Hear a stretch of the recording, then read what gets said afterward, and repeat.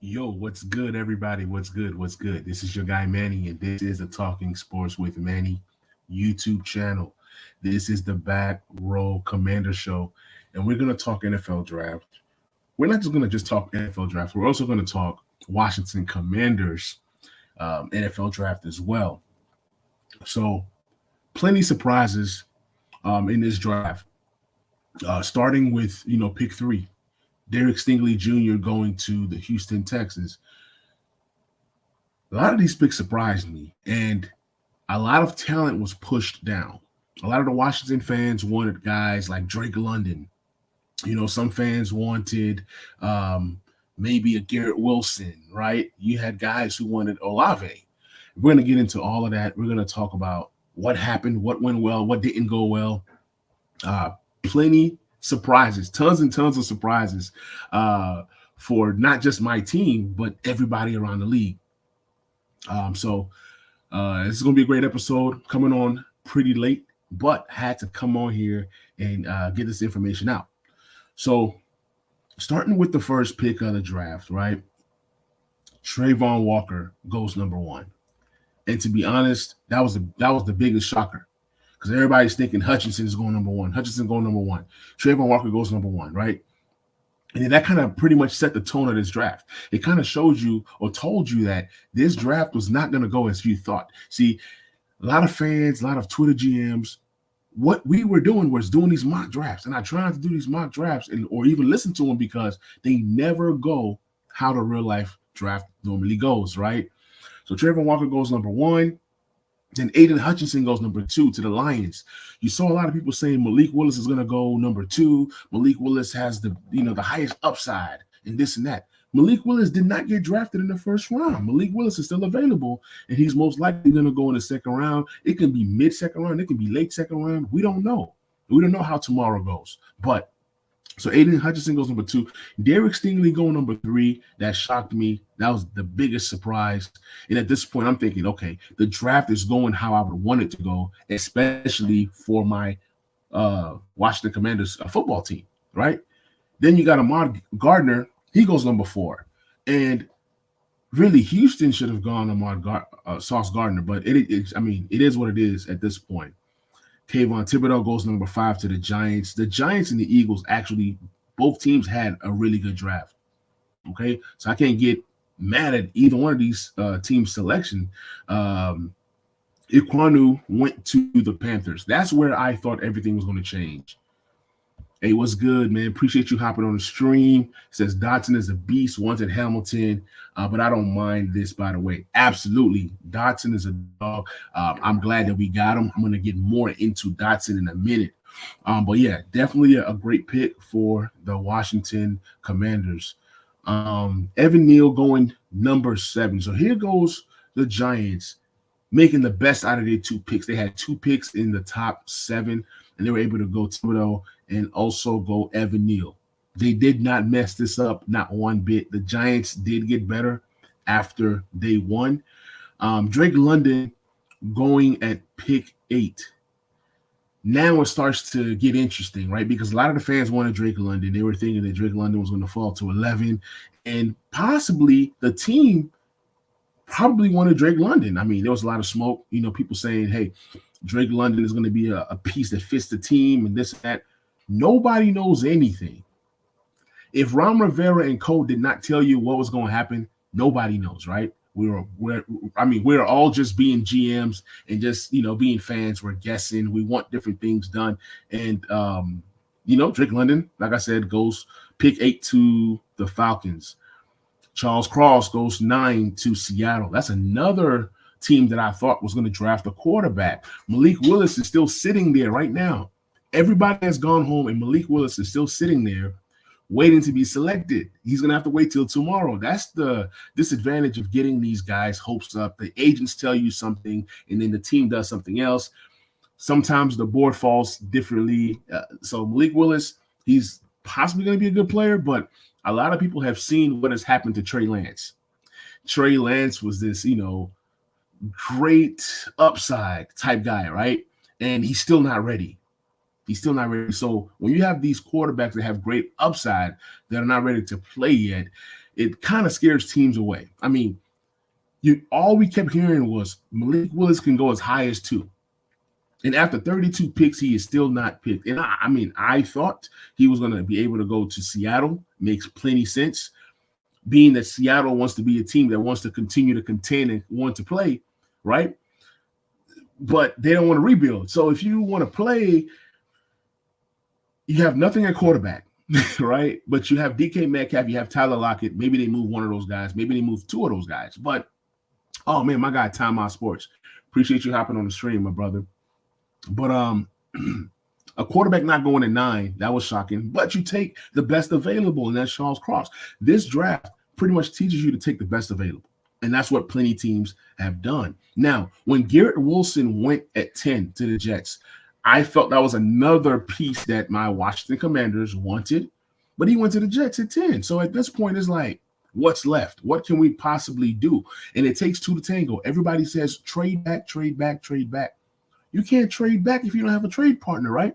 So eventually, the Saints get on the phone. They call Washington. They're like, yo, Washington, what's good? Washington is like, yo, I need multiple picks, right?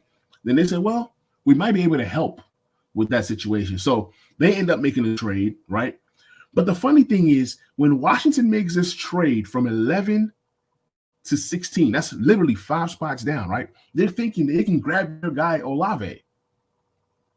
Well, the Saints trade up and take Olave. So then at this point, it's like, did Ron Rivera have multiple guys that he wanted at pick 16?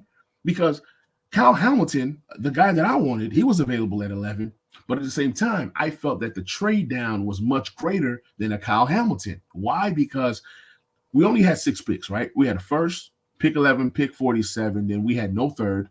We had a fourth, no fifth. Then we had a 6th and 2 7s. That was not enough to really fill some of the gaps that we have. And then not being able to attack free agency because you brought in Carson Wentz. Even if you didn't bring in Carson Wentz, how much money would you have had to really do what you wanted to do in free agency, right? And then to protect that comp pick for that comp pick for Brandon Sheriff, you got to watch who you're signing and who you're not signing. You got to sign guys who were cut just to guarantee that you get a 3rd comp pick next year. So what they've been able to do in this draft alone, I'm going to talk about the compensation in just a minute. They have recouped literally everything they lost for Carson Wentz. It was literally playing chess. A lot of teams or a lot of fans were not excited about the pick. But I'm going to break down who Jahan Dotson is. The guy is a beast. The guy's a dog. He does a lot of things well.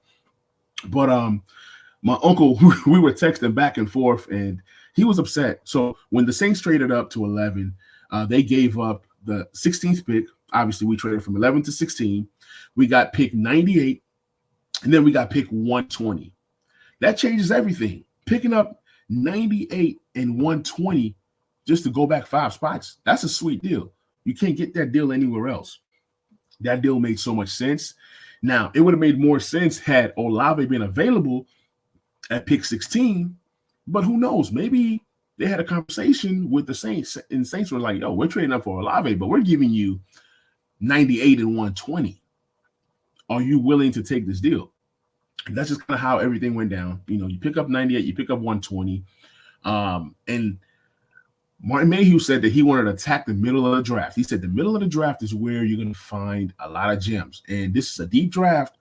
Might not be the most talented draft, but it's a deep draft because of COVID. A lot of guys, missed opportunities to play and they want to come out this year. So it's tons and tons of talent coming out this year. And based off of how the rest of the draft goes, you're going to see a lot of guys fall. You know what I'm saying? But back to the draft. So Olave goes at pick 11. Jameson Williams goes at pick 12. That was another guy I was thinking maybe he falls to pick 16. Maybe if we traded to pick 15, we might have had a chance of getting maybe 1 or 2 other guys that we wanted. But Jameson Williams goes. Matter of fact, the Lions traded up to come and get Jameson Williams. So then it's like, oh, man, maybe this wasn't a good trade because of who you thought was going to be able to fall back or fall in this draft. Jordan Davis goes to the Eagles at pick 13. That was a great pick. I believe they traded up to get this pick. I can't remember then at this point, I'm like, there's no way that Cal Hamilton gets past 14 with the Baltimore Ravens. I mean, they live and breathe defense, right? Instead of Baltimore going offense, they traded away Hollywood Brown to the Arizona Cardinals. So it just shows you that Baltimore continues to add to the defensive end. That's just who Baltimore is. That's their identity. They run the ball and they play good defense. So when they grabbed Cal Hamilton at 14, I was like, man, that was the guy I wanted. I felt like maybe he falls to us. And I also thought that I think at pick 15, I don't know if Houston would have took Hamilton. Maybe Hamilton then falls to 16. Had Hamilton fell to 16, it would have made Ron Rivera and Cole look like geniuses. But they had a plan. I'm pretty sure they had multiple guys that they wanted. At 11, multiple guys that they wanted at 16, and felt that maybe moving back 5 spots, you recoup some picks, and you can still grab the guy that you want. Jahan Dotson was a guy that I had very high on my board. Now, I did not have Jahan Dotson higher than George Pickens from Georgia, but with the injury concerns, that's part of the reason why Washington probably did not want to elect to take in a George Pickens. I think that George Pickens, if healthy, has a chance to be one of the best receivers in this draft. One thing that this draft does have is wide receivers. And if you saw teams trading up into the early teens to come and grab some of these prospects, that's because teams like Kansas City and Green Bay desperately needing wide receivers, and teams wanting to jump the gun, get ahead to get the guys that they wanted. Now you see teams like Kansas City and Green Bay, how they were able to pivot the rest of this draft, which I'm going to get into. But let me read this comment right here. Let me see what Roger's saying. Roger says, Manny, I'm done. This is the dumbest organization in football. Why do you pick a third round slot wide receiver, punt returner they can't justify that pick in the first? We're gonna dive into Jahan Dotson, who he is, what he does well. He's more than just a punt returner. He's more than just a slot wide receiver. He's not a slot wide receiver. He's an outside wide receiver. Don't let his stature and size fool you. The guy's a dog. We're going to get into Jahan Dotson further on into the stream. Now, back to this draft. So after we take Jahan Dotson, which is like 50-50 right now. I love the pick. You had fans who didn't like the pick. You have fans who love the pick. You have fans who've never seen Jahan Dotson play, But let's keep going. Zion Johnson, possibly the best guard in this draft, goes to Boston, right? Now, although Washington had multiple choices, Washington could have elected to grab a Treylon Burks. But Treylon Burks, I would have been fine with Treylon Burks because of his skill set and his size, but maybe he doesn't fit what they're trying to do. There was a tweet that JP Finley put out the other day. It's not just about getting the wide receiver that fits with this team or this scheme. Get a wide receiver that fits very well with what Terry McLaurin likes to do. We all know that Jahan Dotson has great speed. You know what I'm saying? He has great hands. He can jump out the gym. Like I said, I'm going to get into what Jahan Dotson does well. Let me see. Roger says, I know what he is. He is smaller. He's a smaller Terry McLaurin. We already have him. Doesn't make any sense. Oh, no, it makes plenty sense. I'd rather have 2 Terrys than just having 1 Terry. Everybody was excited about potentially getting a Chris Olave. But then they get a Jahan Dotson and fans are mad. Olave and Dotson, there's not too much of a difference between the two. There's not too much of a difference between the two. The thing is, when you have multiple wide receivers that can get open and get separation, that's the biggest thing that the Washington Commanders needed. Somebody who can get open, somebody who can separate, catch the ball. And I'm kind of glad that they attacked and were aggressive to get a guy that they wanted in the first round. Past few years, I'm going to put this down. Let's talk about this right now. Past few years, you try to get a discount on wide receivers, and it doesn't work. They drafted Terry McLaurin to be a special teams guy. Look it up. He was more than that, okay? Dwayne Haskins pushed for them to go ahead and bring in Terry McLaurin.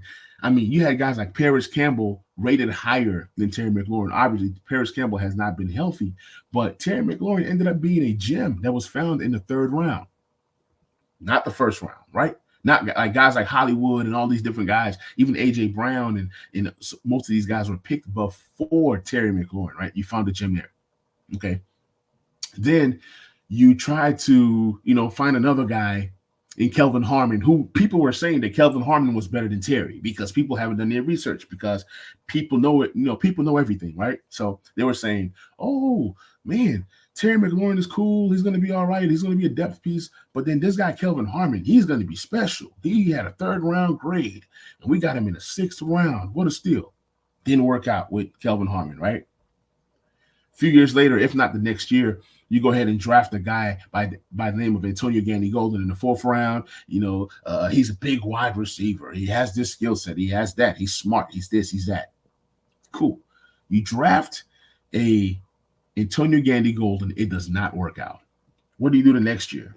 Oh, well, let's go ahead and draft another wide receiver. Let's draft one in an earlier round. Instead of drafting one in the fourth round, let's draft one in the third round because it's a deep draft and this and that. You go ahead and get a De'Ami Brown. Didn't work out year one. Doesn't mean that he's not going to be a good player, but you have a guy in De'Ami Brown that stretches the field, right? You have a guy in Cam Sims who's a bigger wide receiver that you're going to use on, special plays and things of that nature, red zone, this and that. So you already have your big receiver there. Now, they could have gotten several different guys, but they felt this guy right here brings a skill set that fits what the team is trying to do. God forbid they don't re-sign Terry. You have that insurance there. And that's why the team loved possibly getting a Chris Olave, because they felt like, you know what, we get Chris Olave. This is a guy that's just like Terry. He's Terry 2.0. But then you get a similar guy who can possibly be better than Chris Olave 5 picks later, and then you acquire 2 extra picks. Mind you traded Carson Wentz, right, for a third and a second, right? You have a comp pick for Sheriff that's going to help out with that second round pick that the team is going to lose next year, right? Then you gain a third this year. So it's practically what you pay for Carson Wentz is pretty much that cap, right? That cap, and he's a 1-year rental. If it doesn't work out, you go all in next year and get your guy. Granted, a lot of you guys wanted Malik Willis at 11, okay? Then the talk started going down. When the pro days happen, everybody's excited. Everybody's happy. Malik Willis is this. Malik Willis is that. Oh, he made this throw. Kenny Pickett is this. Kenny Pickett is that. Kenny Pickett went in the 20th pick. Malik Willis has not been picked yet, right? Now, you guys are having flashbacks of Jamin Davis being selected. Maybe it was a reach, right? And it didn't work. But you drafted Jamin Davis to come in and be a middle linebacker when he was not a middle linebacker. That's the problem. All this position flex, that. You drafting guys to come in and do what they're not comfortable in doing. He says, we need a quarterback of the defense. Devin Lloyd was there. That's fine. They were not going to draft another off-ball linebacker in the second round. That was not going to happen. In the first round. You was not going to go Jamin Davis 1 year and then you go Devin Lloyd another year. Devin Lloyd is another one of those hybrid type guys. He's not a middle linebacker. That's not what you're looking for. He's a playmaker. He's similar. He can do a lot of things that Jamin Davis can do, but then you go ahead and you get a Devin Lloyd and you try to make him be that middle linebacker and then it doesn't work. Back to back, Ron Rivera's gone. Because then you have these 2 defensive coaches that they know linebackers, right? And they're trying to bring in people. Look, there's tons of linebackers left that can come in and fit what this team is trying to do. You got guys like Chad Muma out there. You got guys like Troy, what's his name? Can't think of his last name right now. The guy from, what's that school? I think it's Montana State. I can't even think of his name right now. It just escapes me right now. But so you have multiple guys. Now, I'm not saying that Troy is a true Mike. You need a true middle linebacker. If you're going to draft a middle linebacker, draft a middle linebacker. Don't draft a guy that does a little bit of everything. Draft a true quarterback of the defense, and I don't believe that Devin Lloyd was that guy.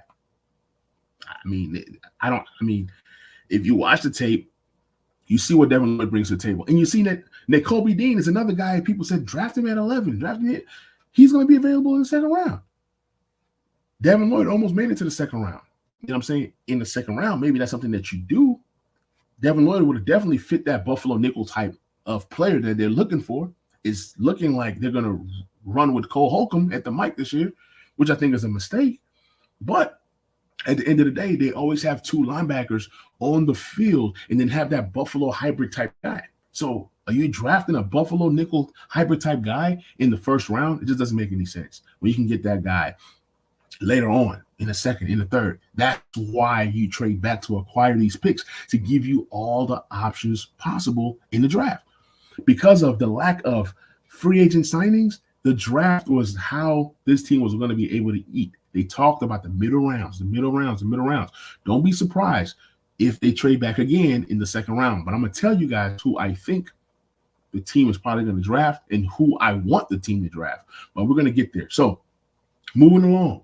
A.J. Brown was traded from the Titans to the Philadelphia Eagles. One thing I know is that A.J. Brown is going to get paid, and you're most likely looking at a contract, maybe 4-year, $120 million, or 4-year, $100 million type deal. Something like that. A.J. Brown's going to get paid. So they traded A.J. Brown and drafted Treylon Burks. It's another guy that Washington fans wanted.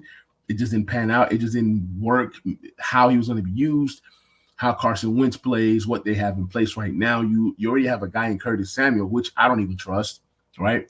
But bringing in another guy that's position flex, moves around, this and that, I don't think they wanted the skill set of what Treylon Burks can do. Not that Treylon Burks cannot be a great player. It's just not what they wanted at 16. Now, Trevor Penning goes 19. Kenny Pickett goes at pick 20. I've been telling people this is a weak quarterback class. I'm not saying that these guys are not going to turn into something. Teams were smart. You look at what the scouts are doing. Malik Willis might end up being the best quarterback in this draft. I mean, Derek Carr was drafted in the second round, right? And was the best quarterback in his class. So teams are wising up, looking at the entire landscape of what's going on.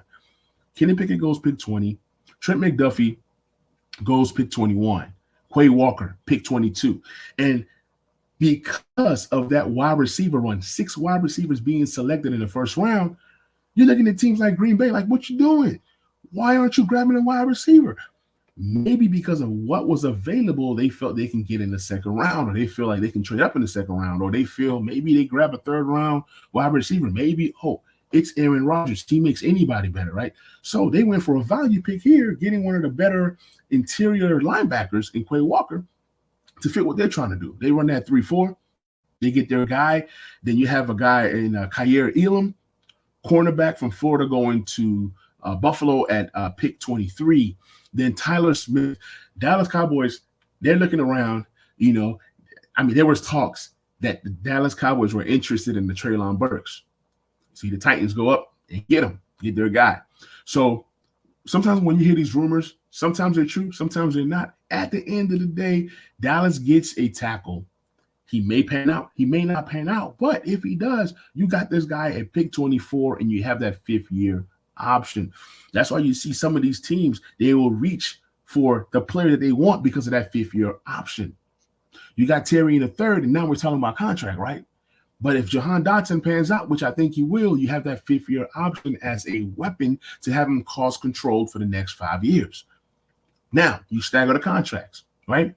By the time Terry's contract is rounding out, then here you go. Jahan Dotson, it's time to pay him if he pans out and if he hits as a first-round pick.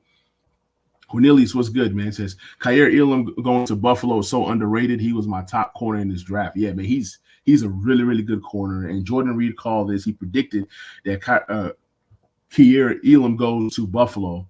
So great pick for them. Tyler Lindenbaum, best center, possibly the best interior O-lineman in this draft. He goes to the Ravens. So the Ravens make multiple value picks. And the Ravens, they were a team that traded away Hollywood Brown to Arizona. So you're seeing movement. The new NFL, let me break this down to you guys. The new NFL goes like this. Wide receivers are getting paid a premium right now. Wide receivers are getting paid crazy money. So here's what's happening.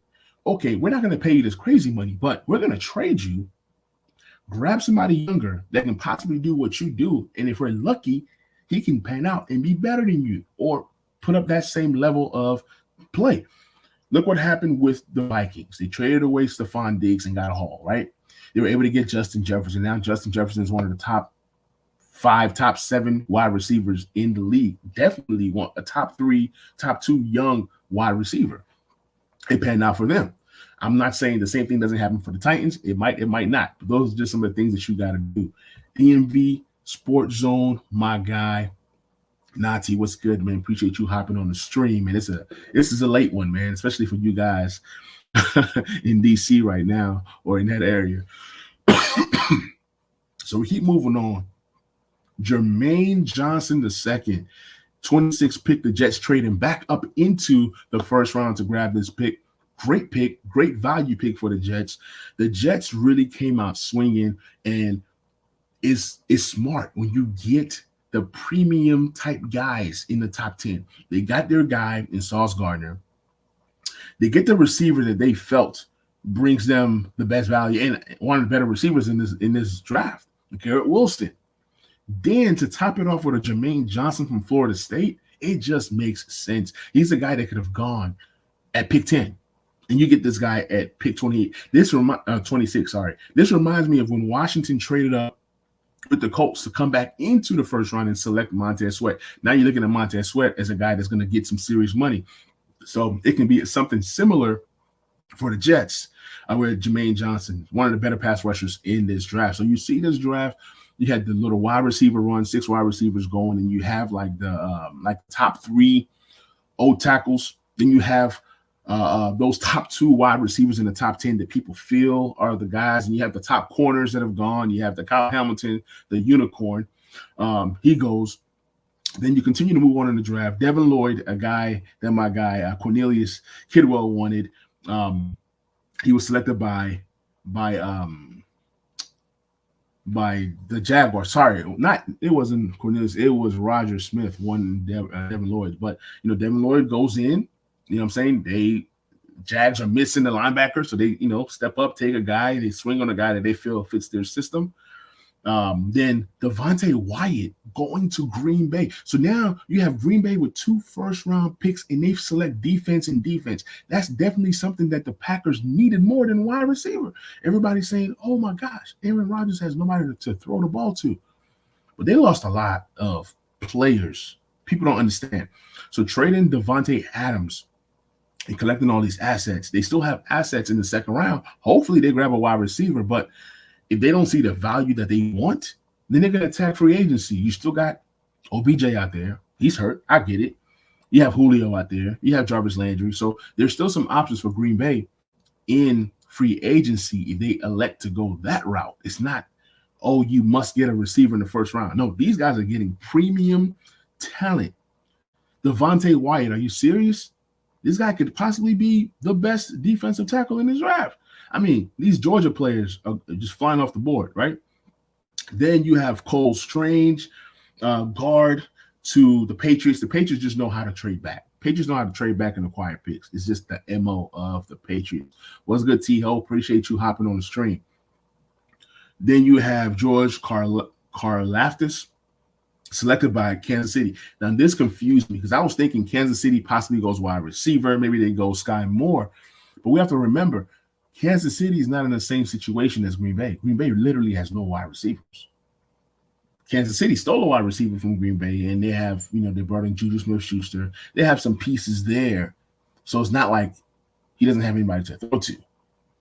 Opposed to Green Bay, I don't know what Green Bay's doing. They need weapons. We're going to see.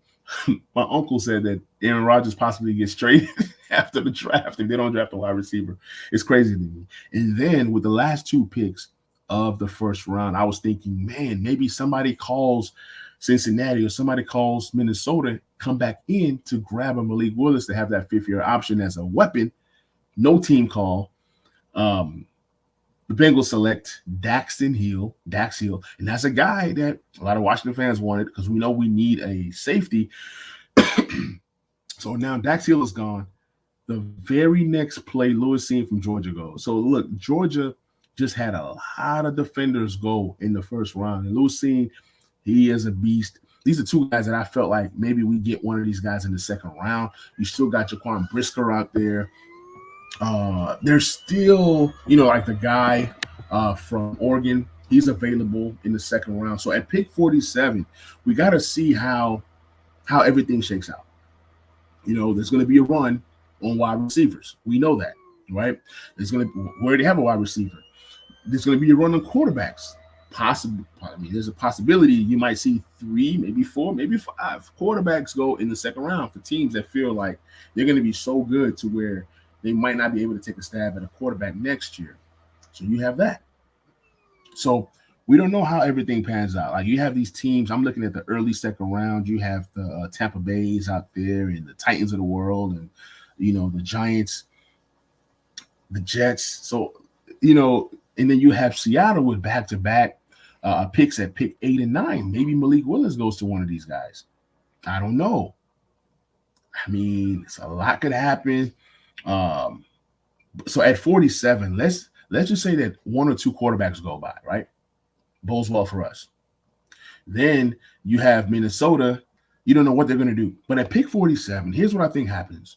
You either take a running back, you take a safety, or you might be taking a cornerback. So one of these 2 or 3 things could happen tomorrow. We'll have the 15th pick in the second round. It's not bad. We could have had the 10th pick, but we have the 15th pick. Maybe a Kenneth Walker falls. I don't know how you guys feel about Kenneth Walker. I think he's one of the best, if not the best running back in this class. Maybe a linebacker that they like falls. Maybe a Chad Muma, maybe the kid out of Montana State. There's tons of linebackers out there. Darian Beavers. I'm just throwing out some names that are coming to me right now. So I don't know what we do. Maybe a Trey McBride. Maybe he's the first tight end selected and he goes pick 47. So lots of different scenarios. Not really sure what they do. Just like today, we didn't know what was going to happen.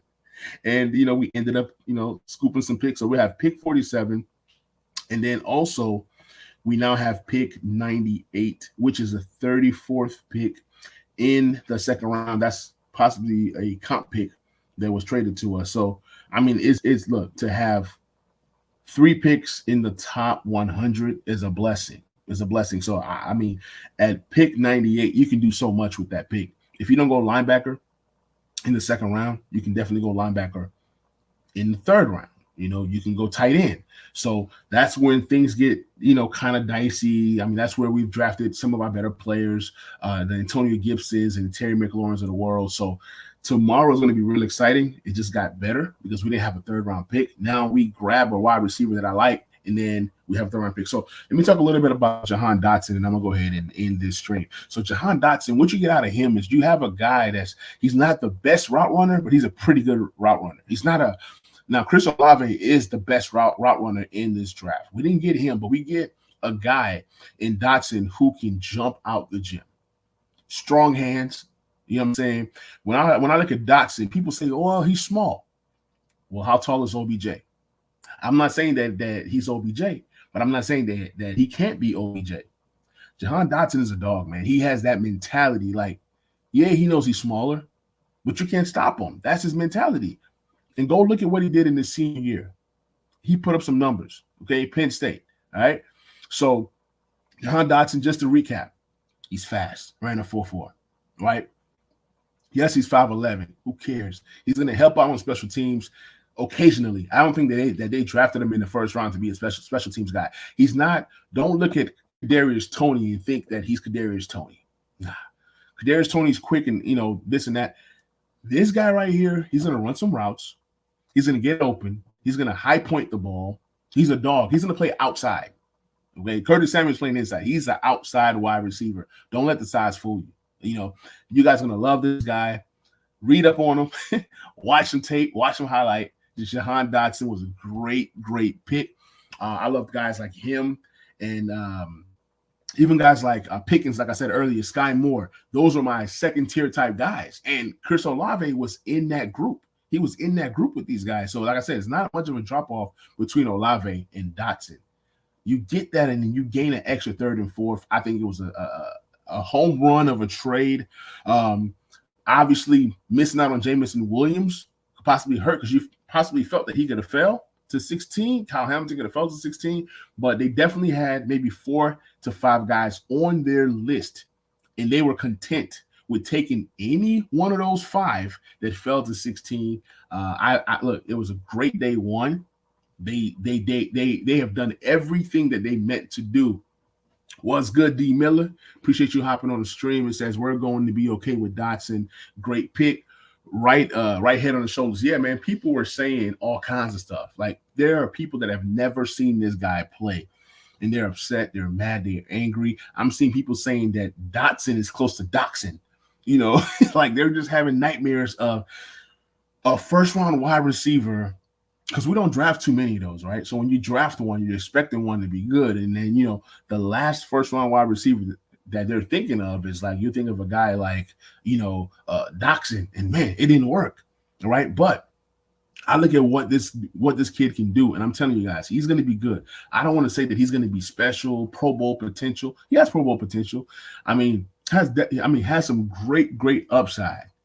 We just have to see what Carson Wentz does. At the end of the day, you added premium talent at wide receiver. You gave Carson Wentz the weapons to be successful. And like I said, don't be surprised if they take a running back or tight end in round 2, round 3, maybe even round 4. So it's all about surrounding this quarterback with as much weapons as possible. So that way, it's no excuses. All right, James Davis says, the fact that the Chiefs got Trent McDuffie at 21 is crazy. He was ranked the 9th best player in this draft.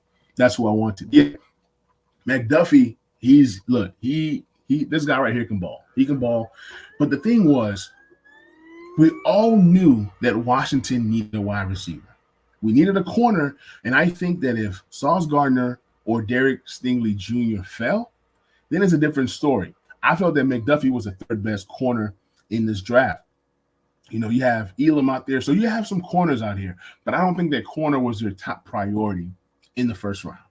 Unless the correct or right player falls, then it changes everything. So it's just one of those things where you see Kansas City taking a premium a guy in a corner. Corners are more valuable than wide receivers, but guess what? Sometimes you don't want wide receivers like Jahan Dotson and Jameson Williams to fall to guys like Mahomes and Aaron Rodgers. So you saw teams trade up to come and get the wide receivers that they wanted. You look at how the Saints are built right now. You have Michael Thomas. You don't know what he's going to do, right? He might be good. He might not be good. You have him paired with Chris Olave, who they feel fits with what they're trying to do.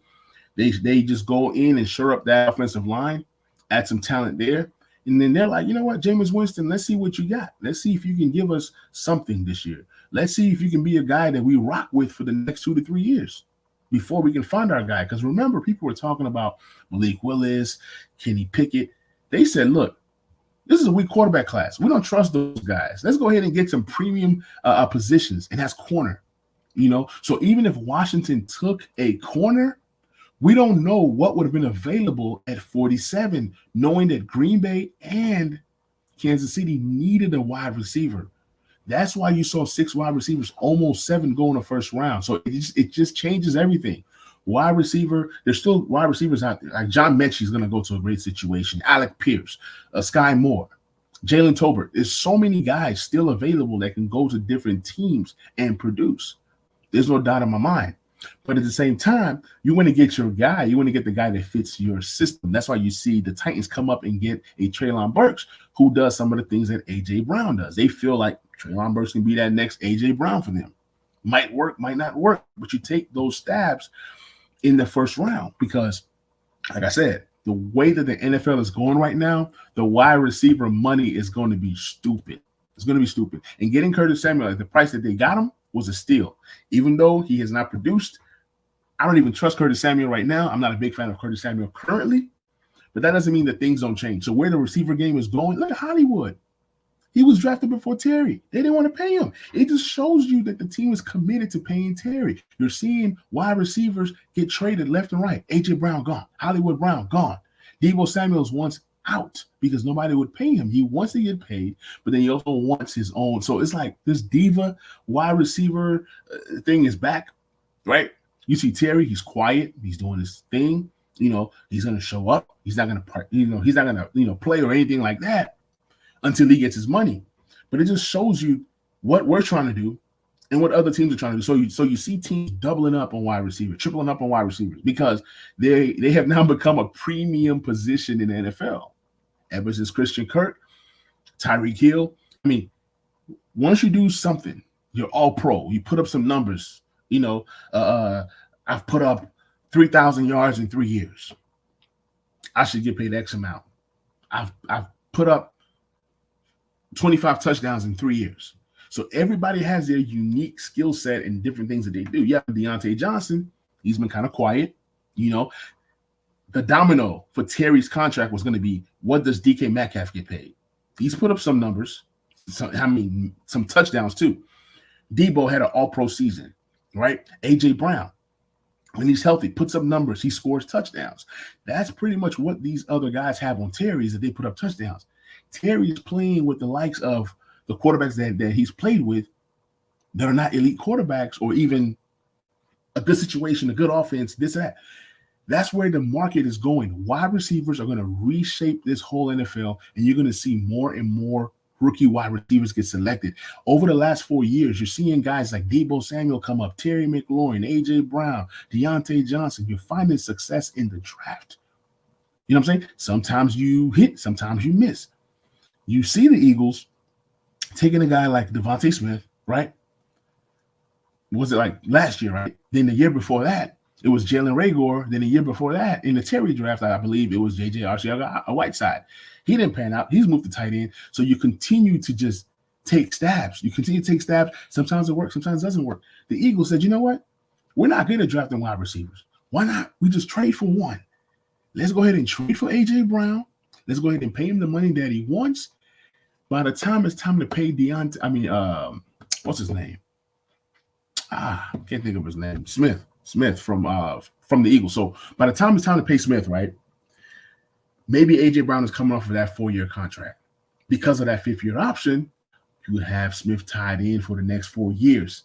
So if you give A.J. Brown a 4-year contract, it's mirrored to that 5th-year option. So you're going to have Smith and A.J. Brown on the Eagles at least for the next 4 years. And then if Jalen Hurts cannot succeed, which I hope he doesn't, I like Jalen Hurts, but because you play for the enemy, I can't cheer for you. Maybe they get rid of him and then they go all in on the quarterback next year. So that's just what's going on. It's a passing league. You're seeing corners are premiums, wide receivers are premiums. Of course, every team has to have a quarterback. But if you don't have a quarterback that's getting paid like Dak Prescott and the rest, don't be upset.